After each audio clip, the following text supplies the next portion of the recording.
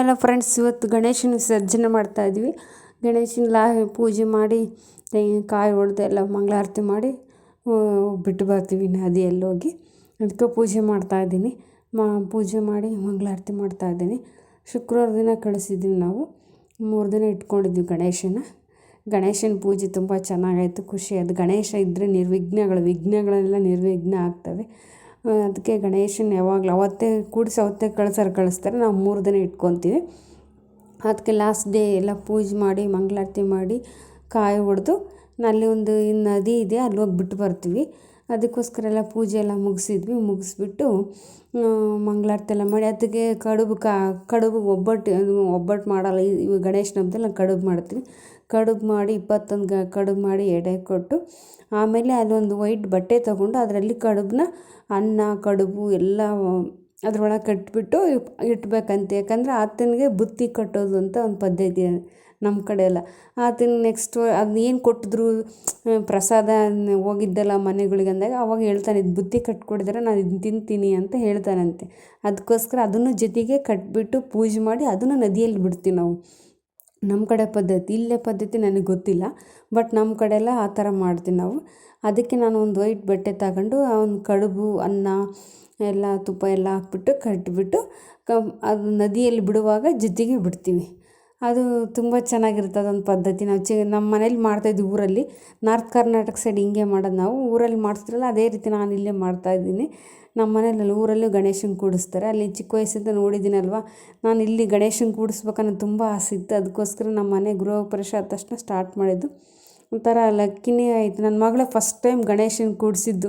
ಯಾಕಂದರೆ ಹೋಗಿ ಮಣ್ಣು ತೊಗೊಂಬಂದು ಅವಳೇ ಸ್ವಂತ ಗಣೇಶನ ಮಾಡಿ ಕೂಡಿಸಿದ್ವಿ. ಚಿಕ್ಕದಾಗಿ ಎಷ್ಟು ಚೆನ್ನಾಗಿ ಮಾಡಿದ್ಲು ಗಣೇಶ. 3rd ಸ್ಟ್ಯಾಂಡರ್ಡ್ ಮಗಳೇ ಅವಾಗ ಇದ್ದಿದ್ದು ನನ್ನ ಮಗಳು.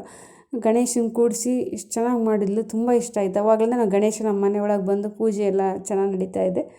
ನೋಡಿ ಗಣೇಶನ ತೊಗೊಂಡು ಹೋಗ್ತಾಯಿದ್ದೀನಿ, ಇಟ್ಕೊಂಡಿದ್ದೀನಿ ಗಣೇಶನ.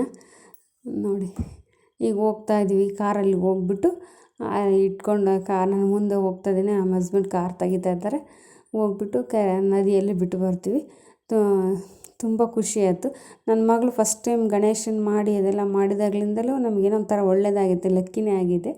ನೋಡಿ ಇಲ್ಲಿಗೆ ನದಿ ಹತ್ರ ಬಂದುಬಿಟ್ಟು ಇಲ್ಲಿ ನಮ್ಮ ಮನೆ ಹತ್ರ ಒಂದು ನದಿ ತುಂಬ ದೊಡ್ಡದಿದೆ, ಅಲ್ಲಿ ಬಂದುಬಿಟ್ಟು ಇಲ್ಲಿ ಪೂಜೆ ಮಾಡಿ ಕಾಯಿ ಹೊಡೆದು ಮತ್ತೆ ಮಂಗಳಾರತಿ ಮಾಡಿ ನಾವು ಇಲ್ಲಿನೂ ನಾವು ಕಳಿಸ್ತೀವಿ. ಅಲ್ಲಿ ಇಟ್ಬಿಟ್ಟು ಒಂದು ದಡದ ಮೇಲೆ ಇಟ್ಬಿಟ್ಟು, ನೀರು ತುಂಬ ಆಳ ಇತ್ತದು.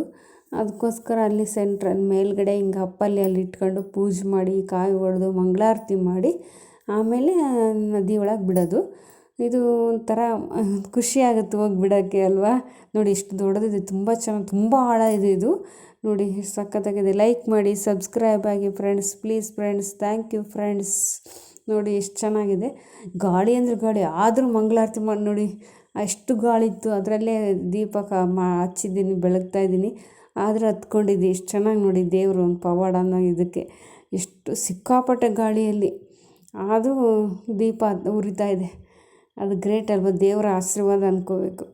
ಅದು ನೋಡಿ ಎಷ್ಟು ಚೆನ್ನಾಗಿ ಉರಿತಾ ಇದೆ. ಮಂಗಳಾರತಿ ಮಾಡೋವರೆಗೂ ಅದು ಹಂಗೇ ಇತ್ತು. ನಾನು ಮಾಡಿಟ್ಟ ಮೇಲೆ ಇದಾಯ್ತದು. ಖುಷಿಯಾಯಿತು ಒಂಥರ. ನೋಡಿ ಇವಾಗ ಹೋಯ್ತದು, ನದಿಯಲ್ಲಿ ಬಿಟ್ವಿ. ನೋಡಿ 3 ಸರಿ ಮುಳುಗಿಸಿ ಎಬ್ಬಿಸಿ ನದಿಯಲ್ಲಿ ನಮ್ಮ ಹಸ್ಬೆಂಡ್ ಬಿಟ್ಟರು. Thank you watching friends. Like ಮಾಡಿ, ಸಬ್ಸ್ಕ್ರೈಬ್ ಆಗಿ ಫ್ರೆಂಡ್ಸ್, ಪ್ಲೀಸ್ ಫ್ರೆಂಡ್ಸ್. ನೋಡಿ ಎಷ್ಟು ಚೆನ್ನಾಗಿದೆ, ಮುಳುಗಿಸೋದು ತೆಗಿಯೋದು ಅದೆಲ್ಲ ನೋಡಿದ್ರೆ ಖುಷಿ ಆಗುತ್ತಲ್ವ. ನೀವು ಗಣೇಶನ ಕೂಡಿಸ್ತೀರ, ಎಲ್ಲರೂ ಕೂಡಿಸ್ತಾರೆ ಅಂದ್ಕೊತೀನಿ ನಾನು. ತುಂಬ ಜನ ಕೂಡಿಸ್ತಾರೆ ಇವಾಗೆಲ್ಲ. Thank you friends watching.